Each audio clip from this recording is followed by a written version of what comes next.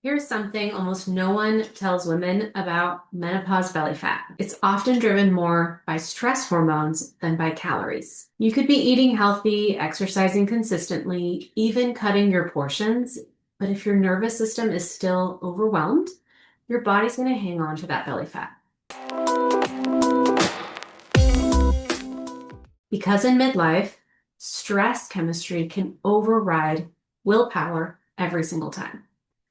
Now, if we haven't met, I'm Dariella. I'm a registered dietitian and a functional medicine practitioner, and I help women in their 40s and 50s support their hormones and metabolism in a way that is sustainable and actually works in midlife.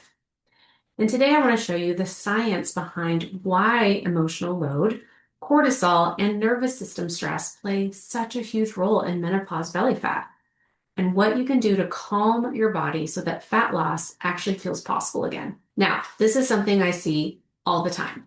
Women tracking every bite of food, every macro, trying to eat less, pushing themselves harder at the gym, while also juggling careers, kids, aging parents, relationships, and about 1,000 invisible responsibilities. And then they wonder why nothing is changing. And here's the truth. Your body feels stressed out and unsafe. It's not going to let go of belly fat. No matter how perfectly you eat, no matter how accurate your macros are. So let's talk about why. Because this is all physiology. It's not just your motivation or your lack of motivation. When your body perceives stress, it releases cortisol. Cortisol, again, is that main stress hormone in your body, and it is designed to protect you. Back in the day, it helped you survive things like famine or danger. So when cortisol rises, your body does usually three things. It's going to raise blood sugar because that sends more energy to the muscles. It slows digestion and recovery, and it tells your body to store fat, especially around your abdomen, because belly fat is metabolically active and easy for the body to use in case of an emergency.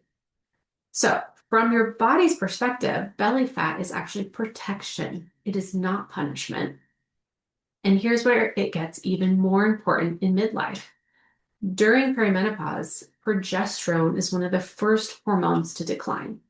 Progesterone has a calming effect on your nervous system and on your brain. It's like a natural anti-anxiety hormone.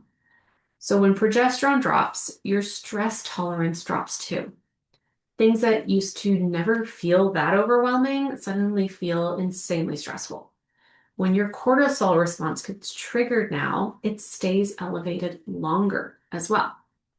On top of that, chronic cortisol impacts your insulin. Insulin is your blood sugar hormone, but it's also a fat storage hormone. So now you've got cortisol telling your body to store fat, and you have insulin making it easier to store that fat, all in the same place, your belly. This is why you can eat the same amount or even less and still feel like your midsection isn't responding. And here's something that women really need to hear. Your body doesn't differentiate between I skipped lunch, I'm overwhelmed at work, I didn't sleep well, or I did an intense workout. To your nervous system, it's all stress, and it all will raise cortisol and signals to your body, hold on to belly fat.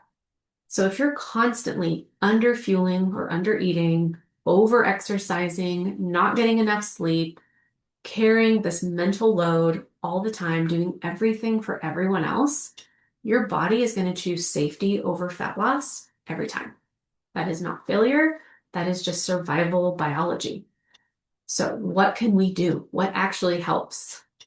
How do we lower stress in a way that your body feels is adequate enough? So this is not about quitting your daytime job or meditating for an hour. It's about doing small, consistent things that will signal safety to your body. One of the biggest things you can do, and this is where I have most women start, is just eating regular meals and eating enough. Skipping meals or under eating spikes cortisol really fast. Balanced meals with protein, fat, and fiber are going to tell your body that not only is food available, but you're safe. No famine. Sleep is another huge one. Even 1 or 2 nights of poor sleep will raise your cortisol and increase your insulin resistance the next day. So protecting your sleep is one of the most powerful things that you can do. Gentle movement helps as well. Things like walking, strength training, even just being outside. These all lower the stress response while improving your insulin sensitivity. Very intense workouts can sometimes add more stress to the body, and they end up increasing your stress instead of reducing it. And then there's some really simple nervous system tools that sound almost too basic, but they actually work really well. Number one, slowing down before your meals. Take a few deep breaths before you start eating your food. Calm your nervous system before you eat. 3, getting enough morning sunlight. Getting outside during the day. You don't even realize how healing the sun can be, how healing nature can be. Laughing, having downtime instead of multitasking all the time, which so many women in this age group are notorious for. Because all these little things tell your brain that your body is safe. And when your nervous system feels safe, your cortisol is going to drop. When cortisol drops, your insulin improves. And when insulin improves, body fat becomes so much more responsive. This is why stress regulation often changes body composition so much more than cutting calories could ever do. And this is exactly why I created my new membership, the Midlife Metabolism Collaborative, because menopause belly isn't just about food and workouts. It is hormones, it's stress, blood sugar, sleep, cortisol, muscle, all these different things working together. So this is where I support women step by step and hit all of these foundational things before we move on to things like workouts and calories and all of that.